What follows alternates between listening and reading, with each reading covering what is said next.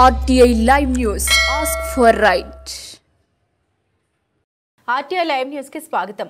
గ్రామాల సీజనల్ వ్యాధులపై అప్రమత్తంగా ఉండాలని, నిత్యం ప్రజల మధ్య ఉండాలి. కుక్క కాటుకు, పాము కాటుకు మందులు అందుబాటులో ఉండాలి. డెంగ్యూ, మలేరియా వ్యాధులు రాకుండా గ్రామాల్లో ముందస్తు చర్యలు, అవగాహన కల్పించాలని, ముఖ్యంగా కిడ్నీ వ్యాధితో బాధపడుతున్న వారిపై ప్రత్యేక శ్రద్ధ తీసుకోవాలని ఎమ్మెల్యే గౌతు శిరీష తెలిపారు.